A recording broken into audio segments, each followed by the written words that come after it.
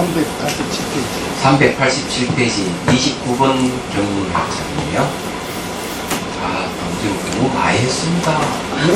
단한점을 잡는 185, 28로 진짜인데 285, 네? 28 네, 385에 28. 28 할차리요? 네네. 385페이지 28. 네. 아, 그러네. 한장 넣는 게 자, 우리 앞에 이 5가지 뜻을 다 공부를 했습니다. 우리가 이 세상을 볼 때 5가지 뜻에서 벗어나는 건 아무것도 없어요. 그래서 이제, 잠깐 앞에서 했던 걸, 복성하는 의미에서 얘기하면, 이를 두루 아는 것. 그리고 둘째는 뜻을 두루 아는 것. 두루 아는 것을 얘기하죠. 그러니까, 두루두루 뜻 하나로서 전부 다 이렇게 파악하는 방법이죠.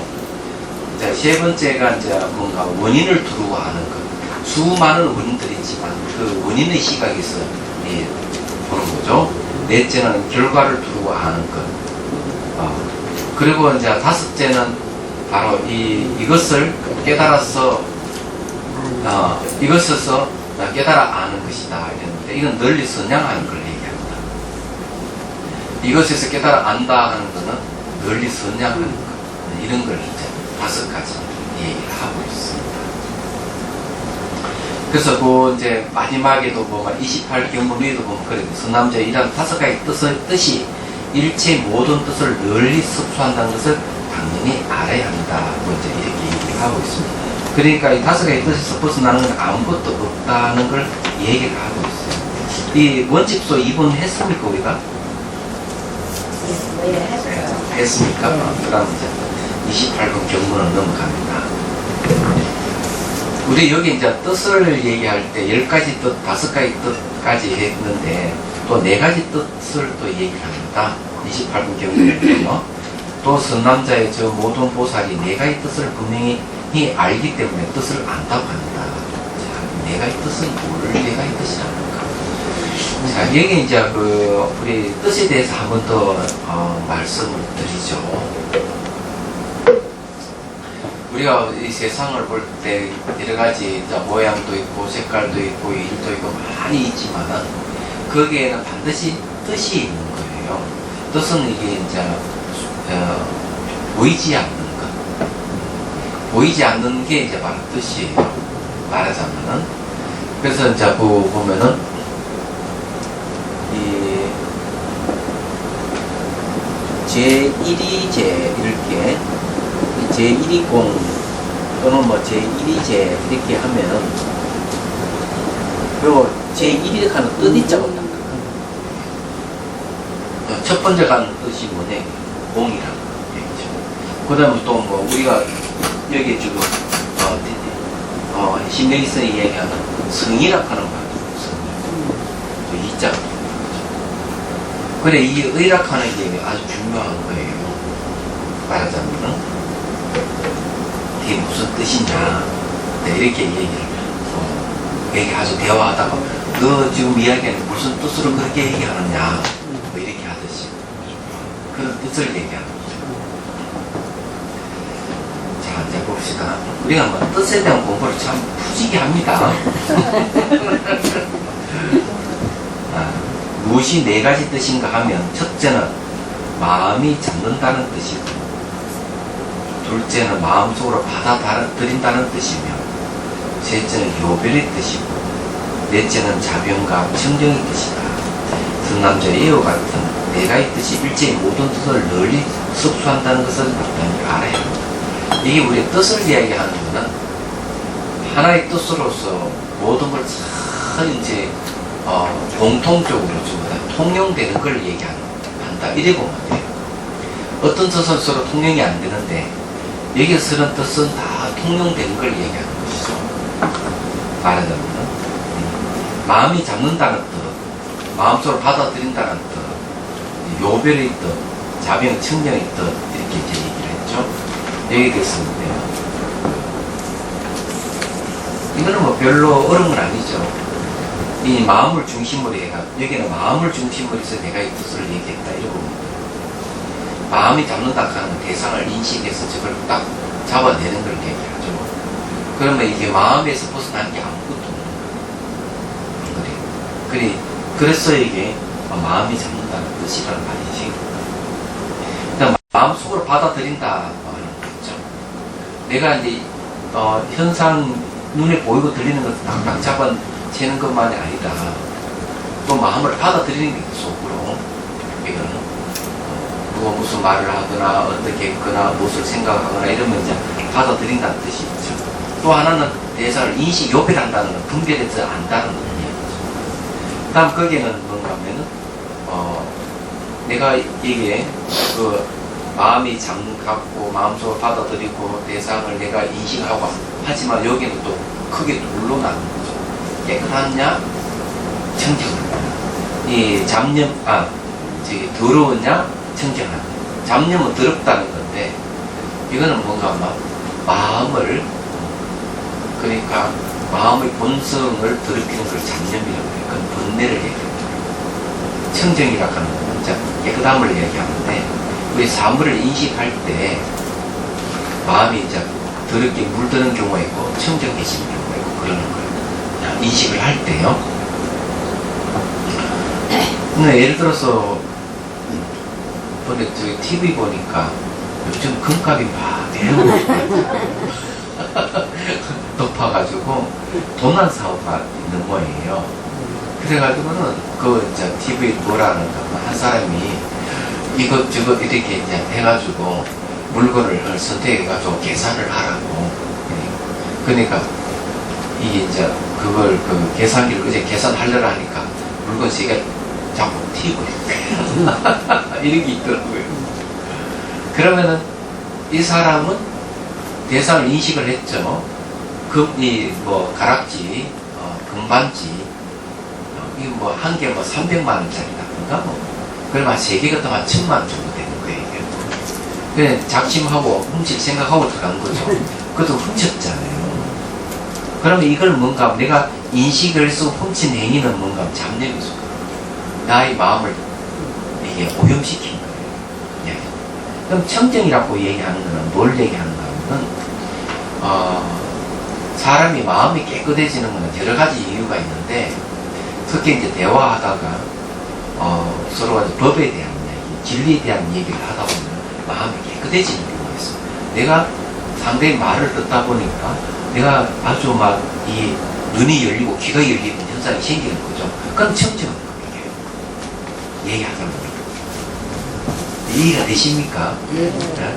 안 그러면 어떤 예를 들어 이런 경우죠. 소동파가 말이지 어느 스님을 만나서 법문을 요청하니까 유정의 슬픔은 관두고 무정의 슬픔부터 듣고 오너라 이런 말이야. 무정. 야, 무정의 슬픔은 뭘까? 근데 말을 타고 가다가 이제 이게 폭포 떨어지는 소리를 들어요. 폭포 떨어지는 소리를 듣는 순간 깨달음을 얻습니다. 그럼 폭포 떨어지는 소리가 뭔가 무정의 슬픔인 거예요. 그럼 마음이 깨끗해지는 거죠. 얘기하자면. 청정이라고 하는 그런 거죠. 어쨌든, 이제, 얘기하자면은, 여기 내가의 뜻을 알기에 뜻을 안다 하는 거는 마음이라고 하는 것을 중심으로 두고 세상을 전부 다 보는 방법이에요. 이 뜻은. 그러면 이제 이해가 되시죠? 앞에는 뭔가, 기본적으로 하면은, 원인과 결과를 잘 알아서 널리 펴는 것. 이런 원인과 결과를 잘 아는 것이 이제 중점이다. 원인의 시각에서, 결과의 시각에서 얘기하기 때문에 여기서는 마음을 중점으로 해서 얘기를 하고 있다. 이래 보시면 쉽다. 29번 경문 갑니다. 또 선남자의 저 모든 보살이 제가의 뜻을 분명히 아는가 내 뜻을 안다고 한다. 야, 이 지금 계속 뜻에 대한 얘기를 하고 있는데 처음에 10가지 뜻, 그 다음 5가지 뜻, 그 다음 4가지 뜻 했죠. 3가지 뜻입니다. 점점 줄어드네요. 그죠? 무엇이 3가지인가 하면 첫째 글의 뜻이 있고 둘째 뜻의 뜻이며 셋째는 개의 뜻이다. 이렇게 얘기했는데요. 이건 좀 설명이 좀 필요하겠습니다. 이거는 글과 뜻으로서 이 세상을 이제 다 파악하는 방법이네요. 보니까. 야, 성남자의 글의 뜻은 명칭 등을 말합니다. 여러분들 잘 알다시피 명칭으로서 표현되지 않는 게 있어요. 잘 없죠. 우리 일상생활 전부 사람 보고 듣고 하는데도 다 명칭이 들어갑니다. 그죠? 가장 흔하게 명칭을 쓰던 시대가 있었죠. 이순자, 네. 순자, 명자, 그죠? 아니, 이 아들 자자가 됐다고 하지만 공자할 때 자자와 같은 자자예요. 그러니까 이제 이건 또 책상, 시계, 사람, 전장 전부 명칭이잖아요. 이거는 명칭의 뜻 하나도 글의 뜻이라고 하는 게 전부 명칭을 얘기하는데 명칭으로 세상을 다 아는 거예요. 얘기하죠. 그러니까 이제 이 뜻이라 하는 거는 세상 모든 것을 다 아는 걸 얘기하는 거예요. 그걸 뜻이라고 얘기하는 거죠. 대단합니다, 이게. 그러니까. 그보다 더 대단한 게 또 있네요. 뜻의 뜻에는 또 10가지가 있음을 알아요. 야, 뜻에도 또 뜻이 또 있는 거야. 이야, 이건 참. 이런 공부를 여러분 안 해봤을 거 아니에요. 학교에서도 안 해봤죠. 그죠? 그때 그런 게 어디 있어요? 그렇죠. 아니, 이인자 보살님, 뜻의 뜻 같은 이런 거는 학교에서 공부를 했습니까? 국어 시간에 이렇게 설명은 안 하지만 이걸 알아야 내용을 알기 때문에 그래요. 국어 시간에. 그거를 그냥 지나가면은 네. 국어가 쉬운 것 같아도 제일 어려워. 그것만 잘하면 다른 거는 훨씬 쉽게 잘한다고 저는 예. 생각합니다. 제가 보고, 저 글씨 되게 못 쓰거든요. 사실은 초등학교 때 애들은 놀기만 했지, 글씨를 쓰라 그러면 쓰다가 눈치 보고 도망가고 이랬었어요. 예, 초등학교 때 거의 글 안 읽었었죠. 초등학교 5학년 가가지고, 예, 공부를 해야 되겠다는 마음을 내가지고 이제 책을 보기 시작했는데, 제가 악필이잖아요. 글을 엉카 안 써가지고. 사인 같은 거 악필이죠. 악필인데, 그지 주제가 한마디를 하더라고. 내 글씨 쓴 걸 딱 보더니, 스님의 악필은, 스님의 악필은, 이렇게 말이지, 붓으로 썼을 때 빛이 난다.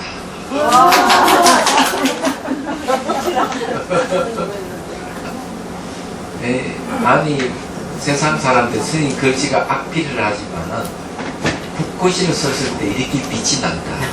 그래서 아마 스님의 악필의 뜻은 붓글씨를 쓰라고 하는 그런 뜻인 것 같다. 이런 데 이제 얘기를 하더라고. 괜찮은 빛이 나는 거죠? 게 있어요. 예? 빛이 나는 게 있어요. 예. 제가 한 번도 붓글씨는 내가 배운 적이 없는 글이거든요. 배운 적이 없는데 갖다 놓고 말만 썼어요, 그냥. 쓰다 보니까 그런 글이 나오는데, 그리고 또 과도한 칭찬을 또 한마디니까 들었어요. 작가의 글씨가 맵시가 좋고 아름다운 글씨지만, 스님의 글은, 바로, 뜻을 드러내는 글이다. 이런 식으로 얘기를 하더라고요. 야, 그래서 내 용기 100배 했습니다. 그 말 듣고. 기운이 있으신가요? 예? 글씨 기운이 있으신가요? 기운이 있어요. 야, 오늘 또 더 좋은 말을. 아니요. 기운이 있어요. 그래요? 야, 이 자꾸 업이 되는데, 이게 또 비판 같은 거 하지 마세요. 그러면 힘이 탁 떨어지면 글씨 못 씁니다. 스님 누구한테 써달라고 그러지 말고 스님한테 있어요. 예? 예. 그 사람의 독특한 채거든요. 네. 스님의 채이기 때문에 네. 누구도 그래서 그래요. 쓰셨고 스님이 쓰셔도 똑같이 쓸 수가 없어요. 그렇죠. 네, 100번이면 100번 다 다르지. 예. 쓸 수가 없거든요. 그러니까 빛이 나고 귀하고. 아, 네. 되게 많이 쓰겠습니다. 네, 많이 쓰셔야 되고. 많이 쓰셔야 되겠어요. 글씨 쓰실 때는 그래도 마음을 이렇게 가다듬으시고 정성껏 쓰시기 그 때문에. 내가 그 한마디 내야지. 진짜 정성 들여 딱 글을 쓰니까 네. 글이 안 되는 게 있죠. 정성 들이면 더 안 돼요, 스님. 그래서 찍어서 바로 그냥 바로 써버리고 예, 아무 마음 없이. 그렇죠. 그저, 딱 써버리죠. 예. 그래서 저는 그, 하여튼 또. 불구 전시하는 데는 가만히 가봐요. 공부를 합시다. 뜻의 뜻. 자, 뜻에는 또 10가지 있음을 알아야 한다. 첫째는 진실한 모양. 둘째는 변지의 모양. 자, 이 진실의 모양이라면, 이걸 뭘 진실의 모양이라고 하느냐 하는 게 있어요. 넣은 문양이 있습니다. 이거는 자, 진실의 모양은 진여를 얘기합니다. 진여. 근데 뜻에는 또 그 깊은 뜻이 있다면은 다 진여를 얘기합니다. 이 진여는 뭐 모양이라 했지만은 사실은 모양이 없는 것이죠. 변지 모양이라는 건 두루 안다는, 두루 알의 모양이거든요. 얘기하자면은 변지 모양이라는 거. 근데 이것도 진여의 모습이에요. 영단의 모습. 길이 번을 딱 끄는 모습이죠. 얘기하자면은 또 작정의 모양. 작정은 우리가 깨달음의 모습을 얘기합니다. 이런 게 이제 뜻 중에 뜻이네요. 그죠? 다섯은 수습의 모양. 수습의 모양이 약간 닦는 걸 얘기합니다. 이거는 고지멸도 사성계 모양입니다. 뜻 중에 뜻이네요. 보니까. 자, 여섯째는 곧 저 진실의 모양 등의 품의 차별의 모양. 일곱째는 소위와 능의의 상속의 모양. 소위라고 얘기하는 의지처를 얘기하고, 능의라 하는 그 의지처를, 능의에 의지하는 주체를 얘기합니다. 여덟째는 두루 아는 것 등을 장애하는 법의 모양. 아홉 번째는 곧 변지 등의 순수한 법의 모양. 10번째 두루 알지 못하는 것 등과 두루 아는 것 등의 허물과 공덕의 모습이다. 그러니까 이게 두루 알지 못하는 건 허물이고 두루 아는 것은 바로 공덕의 모습이다 이런 거네요. 자, 원칙소를 한번 봅시다. 세 가지 뜻을 개별적으로 해석하는 것이다. 세 부분으로 나누는데 이것은 곧 첫 번째 뜻이다. 글의 뜻이란 이름은 명칭, 문구, 글자이다. 이 명칭 등은 세 가지는 적집의 뜻이 있으므로 모두 몸이라고 합니다. 혹은 이 몸은 본체의 뜻이라고도 할 수 있다. 명칭 등 세 가지는 다 본체의 뜻이기 때문에 몸신자, 신이라 이름한다. 세 가지는 능히 뜻을 드러내기 때문에 다 글이라고 한다. 곧 소전의 뜻이기 때문에 글의 뜻이라고 합니다. 소전의 뜻이네요. 소전하는 것은 이 설명할 전자입니다. 진리를 설명한다는 설명할 전자의 뜻이기 때문에 그의 뜻이다. 이렇게 얘기를 하는 거예요.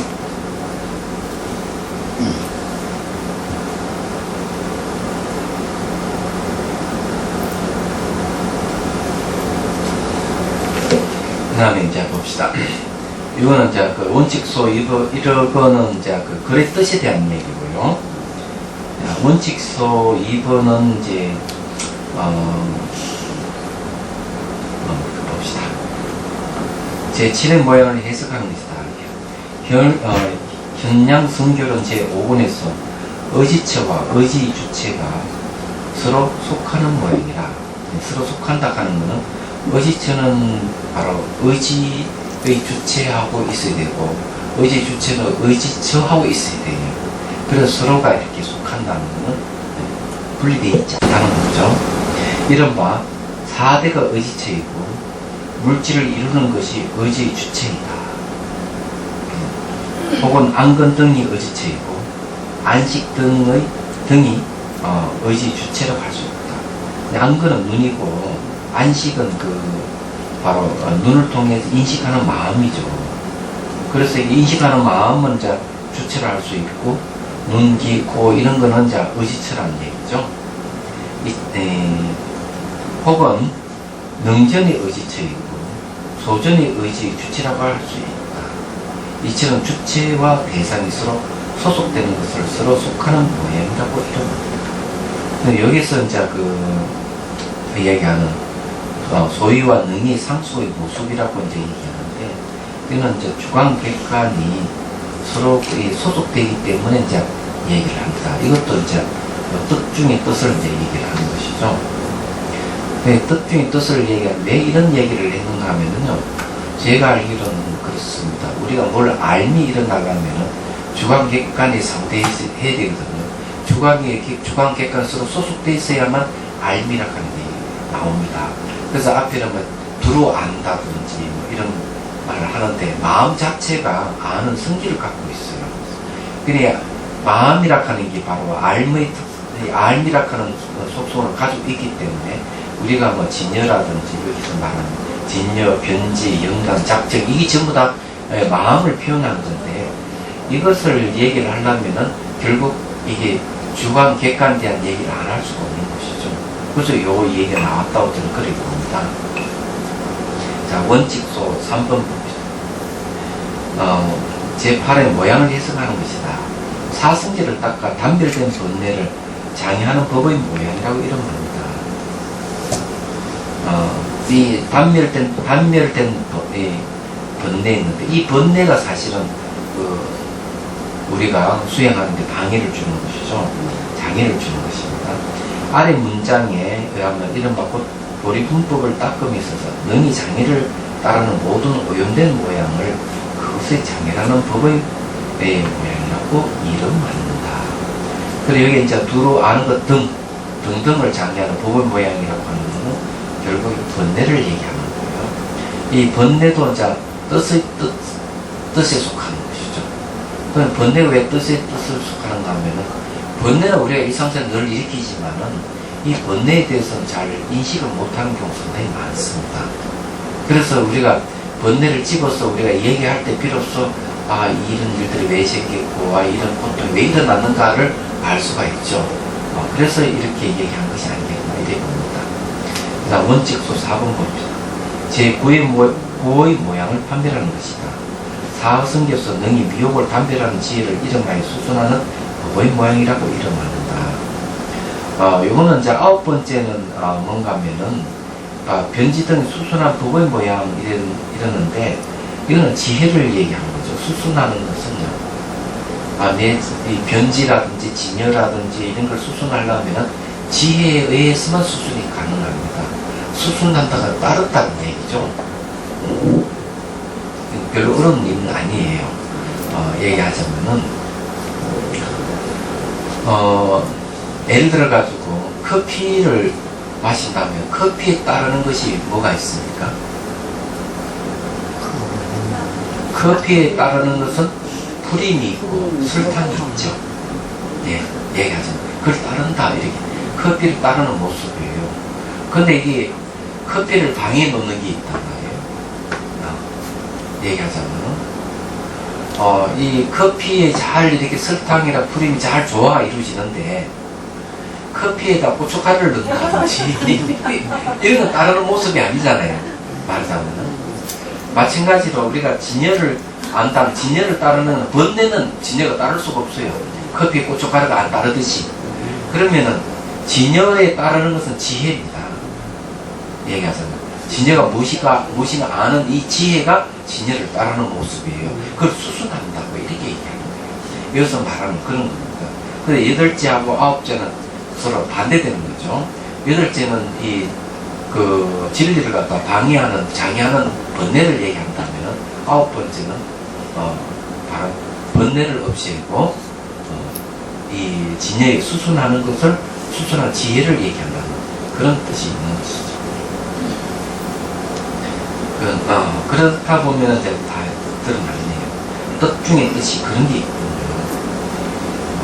우리가 속뜻이라는 말을 쓰잖아요. 속뜻. 그죠? 속에 들어있는 뜻. 그런 거죠. 근데 우리가 그 뜻을 되게 좋아하는 건 사실이에요. 우리보다 뜻을 더 좋아하는 민족들이 있습니다. 중국 사람들이. 거기는 표인 문자를 쓰기 때문에 언어하고 관련이 있죠. 근데 이제 그 한글에도 뜻이 있고 영어에도 뭐 뜻이 없는 줄 알았더니 그것도 뜻이 다 있더라고요. 보니까. 그 뜻이 없는 게 없어요. 문장에 다 뜻이 있습니다. 그다음 대화하다 보면은 또 그 사람 말하는 속도도 다 있고, 저 사람 왜 저렇게 이제 빗나가지? 이렇게 하면 그 사람의 이 속뜻이 뭐 뭐가 있다는 것이죠. 그럼 우리가 이 속뜻이 돼서 자 공부를 하면 제대로 현실 갖고 한번 얘기해 봅시다. 그러면 이제 우리가 세 가지 뜻 중에서 거래 뜻에 대한 얘기를 했고, 그죠? 그 다음에 이제 두 번째 뜻 중에 뜻을 얘기를 했습니다. 자, 거래 뜻은 말이죠. 제가 보기에는 거래 뜻이라고 얘기하는 것은 세속의 뜻을 얘기하는 것 같고요. 뜻 중에 뜻을 얘기하는 것은 여기에는 이제 그 출세관의 뜻이 있고, 그 출세관 뜻을 따르는 게 있고 방해하는 거 있고, 이렇게 이제 정의를 내릴 수가 있습니다. 그럼 개의 뜻은 뭘까? 개의 뜻이라고 말하는 것은 5가지 개를 일컬는다. 이때 개라고 하는 경계개자 쓰죠. 이 경계개자는요, 이 성품성자와 같습니다.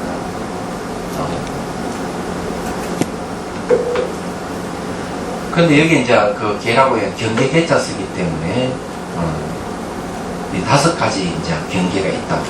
첫째는 기세관이 있고, 기세계 있고, 기세계라고 하는 건 자연계를 얘기합니다.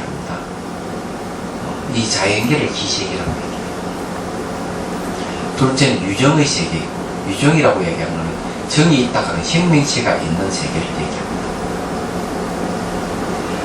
셋째는 법계.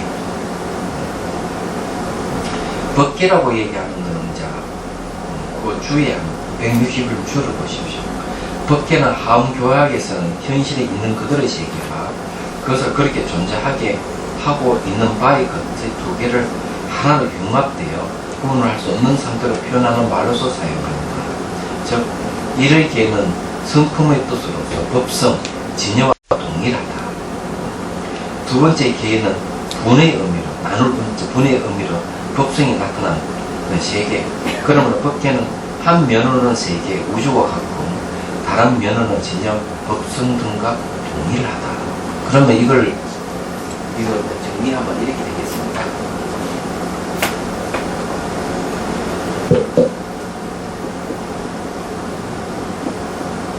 하나는 성품성자고 하나는 나눌 분자죠. 그런 성품의 세계는 뭔가, 이건 불변의 세계를 얘기하고, 분이라고 하는 건 수용의 세계를 진여를 따르는 수죠. 불변 수용. 왜냐하면 성품은 진여라든지 법성 이렇게 또 이게 나눌 분자 썼을 때는 바로 우리 살고 있는 이 세계를 얘기하잖아요.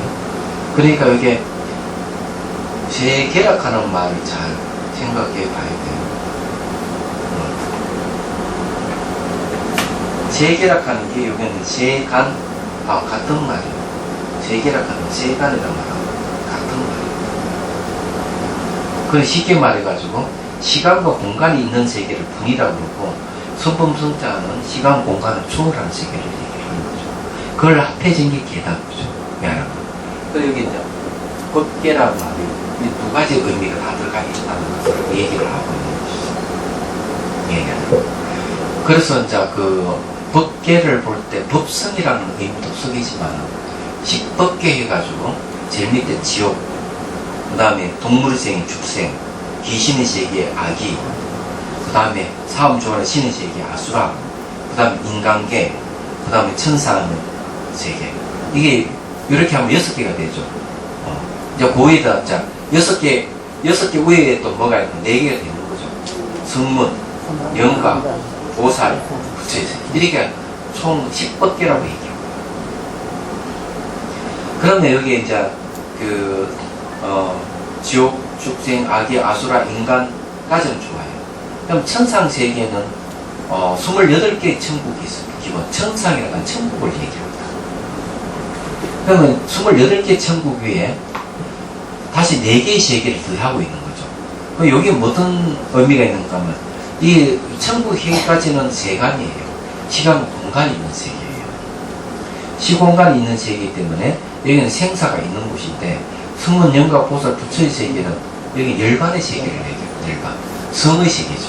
성품 성자입니다. 근데 이 세계는 생사가 없는 동네예요. 그러니까 합해가 십법계라고 이렇게 얘기를 하는 거죠. 근데 법계라고 하는 게 이제 이렇게 현상계와 본질계를 합한 것이 법계다. 잘 기억을 해 두십시오. 그 다음에 넷째는 조복받는 세계이며, 자, 조복받는 세계라고 얘기하는 것은 뭘 얘기를 하겠습니까? 조복받는 세계. 수행의 세계 아니면 명상의 세계 아닐까요? 개정이 사막에 있는 세계는 조복받는 세계죠. 자기 마음을 조복받아야 될 거 아니에요. 그죠? 다섯째는 조복받는 방편의 세계다. 선남자 이와 같은 5가지가 모든 뜻을 널리 습수한다는 것을 알아야 합니다. 자, 원칙서 1번 보십시오. 조복받는 방편의 세계라는 건 무슨 말인지 한번 봅시다. 숫자에 의해 명칭을 일가하는 것이다. 390페이지에 있습니다. 대성장엄경론 제12권에서 5가지 한량이 없음이라 이럽니다. 그러므로 그 논수에서 다음같이 말합니다. 5가지 일에 한량이 없으면 다음과 같다. 첫째는 마땅히 교화하는 일이 한량이 없습니다. 모든 중생의 세계를 습수하기 때문이다. 야, 이게 이제 교화하는 일이 뭔가 하면 방편이 세계, 방편을 얘기합니다. 방편에 대해서 잠깐 얘기할게요.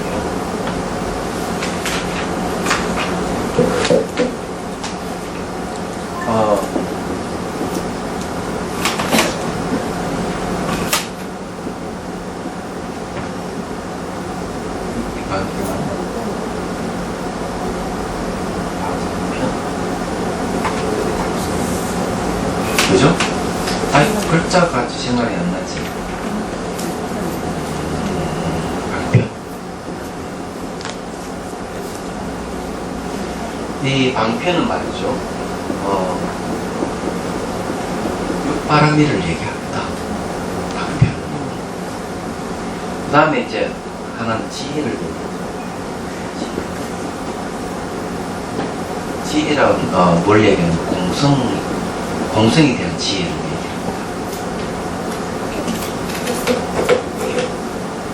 그러면 요게 이 방편은 열반에 머물지 않아요.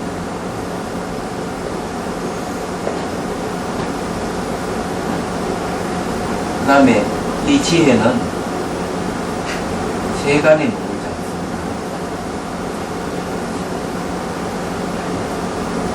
그래서 이게 열반에 머물지를 알아야만이 중생을 구제할 수가 있습니다.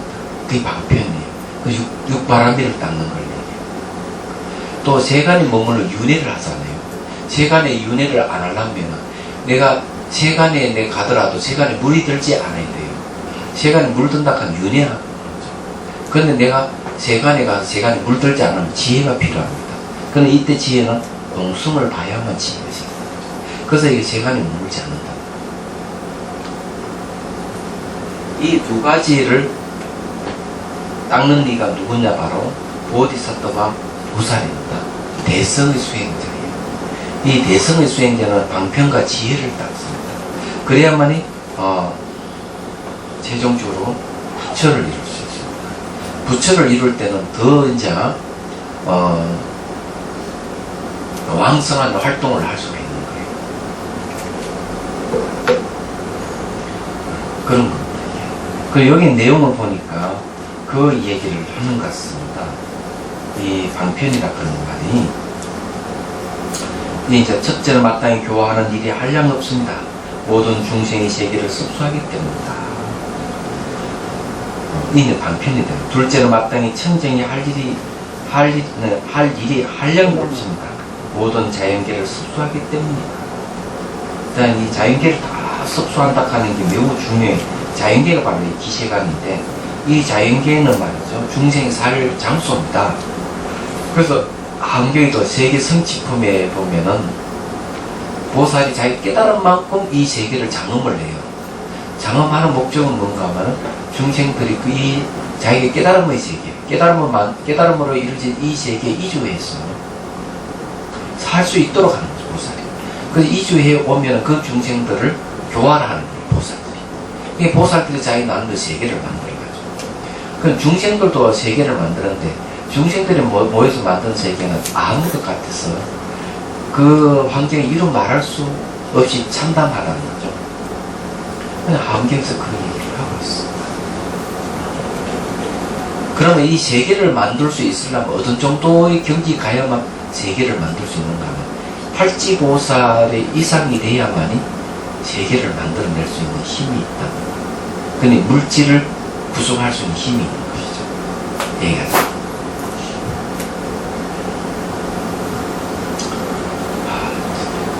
열이 좀 나네.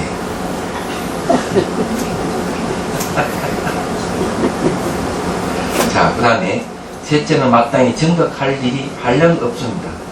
모든 법기를 습수하기 때문에. 자, 정덕할 일이 한량이 없다 그랬습니다. 왜 정덕하는 일이 한량이 없느냐? 법계를 습수하는 10법계를 다 습수를 해야 되겠죠? 말하자면 정덕할 일이라고 하니 한량이 없다 하는. 내가 정덕을 하게 되면 수많은 중생들을 구제한다는 얘기죠. 다른 일이 아닙니다. 근데 법계를 습수한다. 넷째는 마땅히 성취할 일이 한량이 없습니다. 일체의 교할 만한 중생들을 포수하기 때문에. 내 성취할 일이 왜 한량이 없는데, 이 성취라고 하면 능력을 구덕지 배양을 하는 거죠. 내 능력을 배양을 하는 건데, 이 일체의 교할 만한 중생을 다 포수하기 때문에. 다섯째는 마땅히 말씀할 일이 한량이 없습니다. 12부경으로 포수가 이런 중생을 교화하는 방편이기 때문에 이 말씀할 일이 한량이 없는데 12부경은 10가지, 12가지입니다. 이게 어떨 때는 뭔가 개성으로 개성을 읊었어. 어떤 때는 또 비유를 들었어. 어떤 때는 부처님 전생 이야기, 어떤 때는 아주 깊이 논의를 통해서 이런 등령 12가지가 있어요.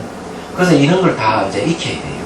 그래서 중생도 뭐 개성 한마디를 일루중물에서 깨달을 중생의 개성을 얘기해주고 깊이 논의를 해가지고 껴주기는 그렇게 해줘야 되고, 또 이 부처님 과거 전생을 얘기해줘야 될 중생이 과거 전생을 얘기해줘가지고 보심을 일으키게 하고 이런 등등이 있는 거죠. 그래서 이게 12부경으로 포습한다는 말이 그런 뜻이에요. 그래서 이게 이제 방편이에요. 그래서 이 방편이 라고 하는 게 중생을 교화하는 건데, 중생을 교화하려면 기본적으로 육바라밀을 닦는 걸 얘기합니다. 그 육바라밀을 닦는 것 중에서 이렇게 포섭을 하는 거는 되게 보시바람이라고 발음이 있죠. 그 다음에 현량 성교는 제3군에서 역시 5가지 한량이 없습니다. 그러므로 그 논수에서 다음같이 말합니다. 첫째는 유정의 한량도 없습니다. 유정, 중생이 한량이 없다는 거죠. 그는 보살은 한량 없는 세계 모든 유정의 차별상을 사유합니다. 이 차별상을 사유한다 하는 건 뭔가 하면 유정의 차별을 잘 알아야만이 하나는 교화를 하니까 발이 하나, 둘, 넷, 8개 있는 유식계, 무식계, 오치, 사생 등이다. 이거는 우리 발이 하나 있는 게 있고 둘이 있고 넷이 여러 개 있는 중생들을 얘기하겠죠. 유식계, 무식계는 유식계라 하는 거는 색계를 얘기하고 무식계는 이제 정신만 있는 세계를 얘기하죠. 오치라 하는 건 육도 윤회를 얘기합니다. 사생이라 하는 테란스파, 태에서 태어난 중생, 알에서 태어난 중생, 스판에 태어난 중생, 또 화연에서 나타난 중생을 사생을 해요. 오치라고 하는 거는 이게 지옥, 축생, 아기, 아수라, 인간, 천상인데 그 중에서 아마 아수라를 빼면은 오치가 될 거예요. 치하는 거 나아갈지 갈래를 얘기하기 때문에 그래요. 갈래. 갈래라 하는 걸 아시죠? 누구는 어느 갈래의 사람이다 이렇게 하듯이, 그러니까 이거는 지옥의 갈래, 이거는 뭐 축생의 갈래다 이렇게 얘기하죠. 치라는 말 그런 뜻이에요. 둘째는 세계에 한량이 없습니다. 보살은 시방의 한량 없는 자연계의 모양을 사유합니다. 이 세계의 도로, 청정함, 혹은 이루어지고 혹은 무너져서 가까이 모습으로 차별되어 건립되는 것 등이다. 자, 자, 더러움 청정함에 대한 얘기 좀 해보죠. 유마경에 보면은 예, 그런 얘기 나와요. 부처님께서 이 세계는 아주 청정한 세계다. 이러니까 수굴이 존재한지 사리굴 존재한지 생각을 하는 거죠. 이상하다. 우리가 살고 있는 세계는 구룡도 있고 가시덤불도 있고 자갈도 있고 이게 뭐 더러운데 생활 굉장히 불편한 이 세계인데 어째서 이 세계를 청정하다고 말씀하실까 생각을 해요. 생각을 하니까 부처님께서 그 제자의 생각을 탁 읽고는 얘기를 합니다. 그래, 이 세상이 우리가 살고 이 세계 청정한 것을 청정하다 하는 것을 내가 보여주지. 그런 이 엄지발가락으로 땅을 탁 짚어버려요. 그러니까 저희가 청정한 세계를 싹 일시하게 봤지. 딱 청정한 세계야. 이렇게 얘기를 하는 겁니다. 그러면서 하시는 말씀이 마음이 청정하면 국토가 청정합니다. 딱 얘기해요. 반대로 마음이 더러우면 국토가 더럽다. 그래서 이게는 제 눈의 안경이라는 뜻이에요. 내가 청정한 마음으로 이 세상을 보면 청정하지 않는 게 없지만 더러운 마음으로 번뇌에 물든 마음으로 보면 이 세상은 다 더럽다. 이 얘기를 하고 있는 것이죠. 말하자면 마음이 청정하면 국토가 청정하고 요거 좀 더 깊이 들어가면 말이죠. 마음은 이 세상을 구성하는 창조주라는 걸 얘기합니다. 그래서 하은경이는 아예 이 우주를 창조하는 건 마음이다. 창조주는 마음이다 하고 얘기합니다. 그게 일체 유심조라는 말. 그래서 나온 겁니다.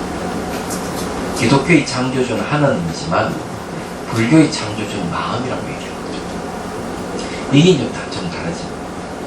이 마음에 대해서 잘 알아야 돼요. 더럽다 깨끗하다 하는 것은 이 마음을 가지고 판단한다는 거죠. 옛날 얘기는 하나 해드릴까요? 이 얘기하면 안 되는데 자랑 같아가지고 옛날에 한번 얘기했는데 마음에 대한 이해를 돕기 위해서 제가 말씀드리죠. 제가 그 군 상담 프로그램에 참여한 적이 있어요. 그래가지고는 우리나라의 유수한 사람들이 다 모였는데 근데 종교인들도 다 참여를 했어요. 그래서 이제 그 교육을 받다가 보면 분과 토론 같은 거 있잖아요. 그죠? 그래서 이제 분과 토론을 하게 되는 하필이면은 스님들이 또 목사, 신부, 순녀, 정녀 이런 분들 종교인들이 모여가지고 토론을 하게 됐어. 그러니까 이 군 상담 프로그램이니까 이 심리 치료거든요. 그래서 제가 또 심리에 대해서 좀 아는 체 하면서 마음이 어떻고 심리가 어떻고 혼자서 얘기를 했더니 목사님 한 분이 딱 걸고 넘어지는 거죠. 하는 얘기가 마음은 영성의 한 부분이 지나지 않지요. 딱 이렇게 얘기하는 거죠. 그 말을 제가 알아들었어요. 옛날에 영성에 대해서 7대 종교 지도자들 대상으로 제가 강연을 한 적이 있습니다. 제목이 영성, 불교와 영성이 뭐였나? 잊어먹었네요. 크리스찬 아카데미에서 제가 강연한 적이 있어요. 그 테이프 앉아있습니다. 비디오 테이프가. 원한다면 제가 하나 드릴 수도 있습니다. 지금. 근데 옛날 테이프예요. 옛날 거. 그럼 그걸 하나 드릴 테니까 복사를 해가지고, CD를 해가지고 하나 주십시오. 법무스님이 그걸 촬영을 한 거거든요. 이 봉헌사 아마 좀 총무를 보고 있는지 모르겠어요.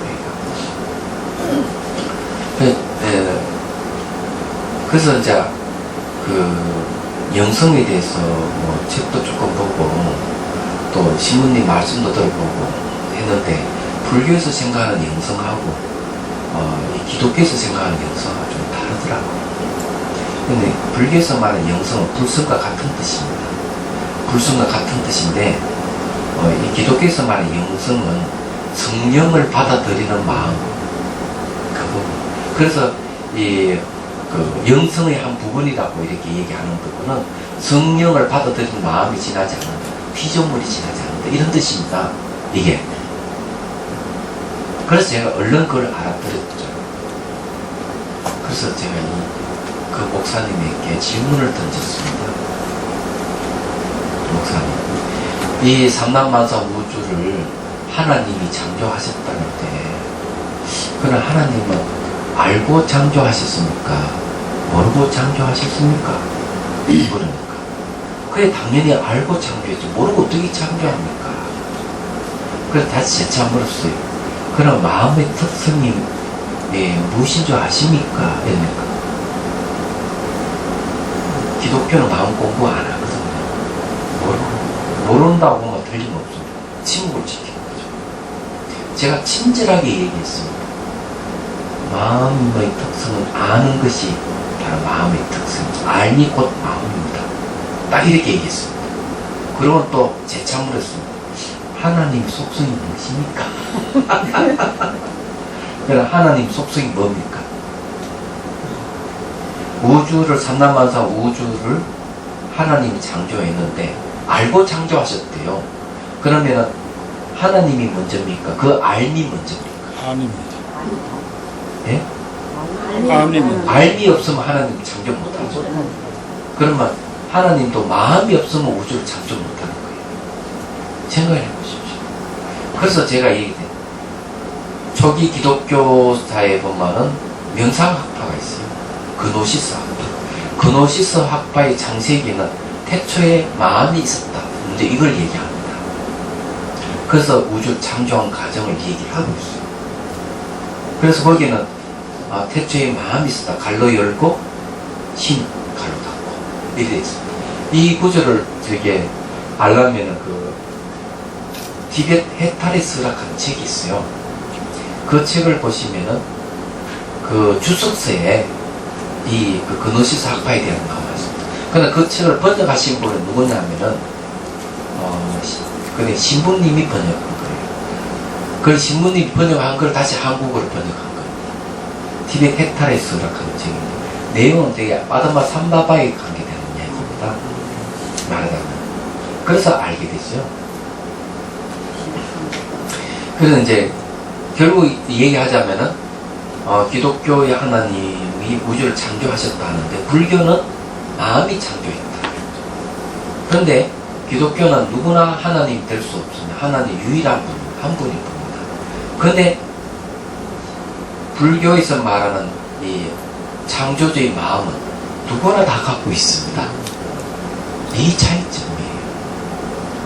그래서 이 마음을 어떻게 개발하느냐에 따라서, 그래서 하은교에서 얘기해요. 중생들이 모여서 만든 세계는 암흑과 같은 참혹한 세계고, 그래도 이제 열심히 수행해서 깨달은 수행자 보디사트바는 그만큼 자기 깨친 만큼 이 세계를 구성해서 중생을 교화한다고 얘기를 합니다. 이게 다른 거예요, 세계가. 근데 그게 전부 다 마음이 주체가 되는 거예요. 그래서 이제 한경 개송의 약인용료지 3세 일체별 음강법계성 일체유신조 이렇게, 만약에 과거 현재 미래 모든 부처님을 알고자 하는가, 응답 법계의 성품을 관하라. 일체 모든 것이 마음이 만들었다 하는 것을 이렇게 얘기하는 거죠. 그럼 이 내용은 법계라고 얘기하는 게 연기인데, 말하자면 법계 연기라고 하는 건 알고 보면은 바로 마음이 만든 거예요. 네. 그러니까 마음이 만든 세계는 전부 법계 연기라는 거죠. 연기 세계를 얘기하는 거죠. 그러면 그 말이 맞습니다. 자, 보십시오. 그런 얘기를 했는데,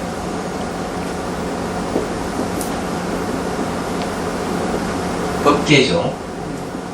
법계는 이제 만듦이죠. 만듦 누가 만들었느냐? 마음이. 그러면 마음이 이 세계를 만들었는데 그 만든 내용이 법계 연기예요. 그 연기 세계가 뭔가 인연과로 이루어졌습니다. 인연과. 원인과 조건에서 결과가 생기는 거죠. 그래서 줄이면은 인과예요. 자, 이어 잘 보십시오. 원인과 조건이 만나면 결과가 오는데, 원인과 조건이 만나 결과가 오는 건 똑같은 게 하나도 없습니다. 부부가 아이를 낳더라도 첫 아이, 둘째 아이와 실제 다 다릅니다. 창조입니다. 원인과 조건이 만나면 항상 창조가 되는 거죠. 그래서 이 우주는 원인과 조건에서 늘 새롭게 창조되는 거예요. 우주 스스로가 창조해가면서 우주를 이끌어가고 있는데 그 내용이 보면 원인과 조건이에요. 그 이야기한 사람이 누군가 하면은 바로 호킹 박사. 위대한 설계를 한 점을 한번 보십시오. 그런데 이게 원인과 조건의 결과가 오는데, 그럼 원인과 조건의 결과가 오는 이 인연과를 연결이 다른 일이 뭐냐면 마음이에요. 다시 마음을 풀어. 연결이 다른 일이 마음이에요. 그래서 환경에 분명히 연기는 마음이다고, 일심이다고 분명히 얘기를 하고 있어요. 근데 이게 마음이라 하는 가볍게 생각하면 안 됩니다. 마음이 청정하면 국토가 청정하다 하는 말은 굉장히 깊은 이치가 있는 거예요. 그 안에 잘 생각하면 마음이 들어오면 이 세계가 더러운 거예요. 그래서 여기에 지금 이야기하는 내용이 이제 그런 건데, 여기 둘째는 세계에 한량도 없습니다. 보살은 시방에 한량 없는 자연계의 모양을 사유합니다. 이 세계의 더러움과 청정은 혹은 이루어지고 혹은 무너져 각각의 모습으로 차별되게 건립된 것 등이다. 그렇죠? 셋째는 법계에 한량은 없습니다. 보살은 시방 한량 없는 세계의 일체법 자체의 모양, 공통된 모양을 사용한다. 물질, 비물질, 눈으로 볼 수 있는 것, 볼 수 없는 것 등이다. 넷째는 조국의 한량은 없습니다. 보살은 시방에 한량 없는 세계의 유형의 각각의 행동과 각각의 종성을 사유한다. 사유해야만 그 교화를 하고 조복시키니까 성문의 종성, 독각의 종성, 열의 종성이구나. 낮은 관계, 중간 관계, 높은 관계에 뛰어나고 열등한 차이입니다. 그래야지 이 조복을 할 수 있죠. 알아야죠. 다섯째는 조복하는 방편에 한량을 씁니다. 보살은 시방 한량 없는 세계에 교화받는 중생을 조복하는 방편에 사용합니다. 방편은 방법입니다. 어떤 방법이 있을까? 이 경우에는 비밀의 법을 연설해야 비로소 조복할 수 있고, 이 경우에는 드러난 법을 연설해 비로소 조복할 수 있습니다. 이 경우는 포섭하는 방편을 필요합니다. 이 경우는 꺾어서 굴복시키는 방편 등을 필요로 해서 비로소 조복할 수 있다고 합니다. 그러니까 방편이라고 하는 걸 보면은 그런 거 여기 이제 말한 대로 이 비밀스러운 말을 설명해 줘가지고 상대를 조복. 어떤 경우는 비밀성에 다 드러난 법을 설명해 줘 조복하는 거예요. 그리고 또 어떤 경우는 뭔가 하면 포섭하는 거예요. 거둬들이는 거죠. 거둬들인다 하는 자비심으로 잘 이렇게 감싸주고 그런 보호해주고, 어떤 경우는 아예 꺾어가지고 조복시키는 방법이죠. 굴복시키는 방법이죠. 이는 신통을 써서 굴복시키는 방법이에요. 미린다란다. 밀라레파 밀라레파 10만송이 보면 그런 얘기 나와요. 밀라레파라는 이 수행자가 딱 가는데 보니까 목동을 만났어요. 목동을 만났는데 이야기를 딱 해보니까 이 법기야. 몇 마디 읽어주면 깨달을 수 있어. 그런데 근기가 수승한데도 불구하고 이거는 고집이 세고 잘 말을 안 들으니까 이걸 꺾어야 되겠다. 그래서 어떻게 꺾느냐? 같이 가다가 냇가 길이 딱, 이 냇가가 있어 물이 흐르잖아요. 물 위를 걸었어. 걷는다. 신통으로 조복을 시키고 굴복시키고. 그런데 이 청년 깜짝 놀라는 거죠. 물 위를 걸으니까. 그래서 물 위를 걷는 걸 한번 보여줌으로 해서 상대의 마음을 움직여가지고 자기 제자가 사는 얘기가 나옵니다. 얘기하자면.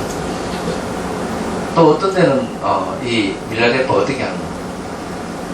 이제 동굴 밖에서 이 낭떠러지 위에서 딱 앉아가 자선을 하고 있는데 도둑놈이 들었어. 동굴 속에 혹시 금불사 있는 것이 도둑이 들었는데 우선 수행자가 죽여야만 물건을 가져올 수 있잖아요. 그래서 이 밀라레바를 뒤에서 그냥 이 도둑이 밀어버려요. 그러니까 밀라레바가 떨어져 당연히 죽어야 되는데 밀어놓고 딱 돌았으면 어느새 제자리에 왔다 앉아. 밀면 또 떨어졌다가 제자리에 오는. 이렇게 해가지고 그 도둑놈을 조복시키는 얘기가 나옵니다. 자, 그런 거죠. 조복시킨다. 그 말이. 근데 이 방편이라는 말이 그래서 나온 겁니다. 방편 이야기 하다 보면 시간 다 가는 얘기죠. 조복하는 방편의 세계가. 네, 그런데 이게 이제 조복받는 세계와 조복 방편의 세계 왜 들어갔느냐? 뭐 기시가, 유정의 세계, 법계, 이것만 이야기도 충분할 건데, 안 그래요? 그래, 이게 뭔가 하면은, 여기서 말하는 개의 뜻을 얘기할 때는 바로, 우리가 목적하는 바는 이 마음의 성숙이죠. 깨달음입니다. 무지에 벗어나서 모든 속까지 벗어나는 걸 추구하는 것이죠. 그렇기 때문에 당연히 조복받는 세계 나오고 조복하는 방편 세계를 설명할 수밖에 없는 거예요. 우리 그냥 사는 것이 아니라는 거죠. 목적이 거기 있기 때문에. 그래서 이런 설명을 합니다. 오늘 여기까지 해야 되겠다.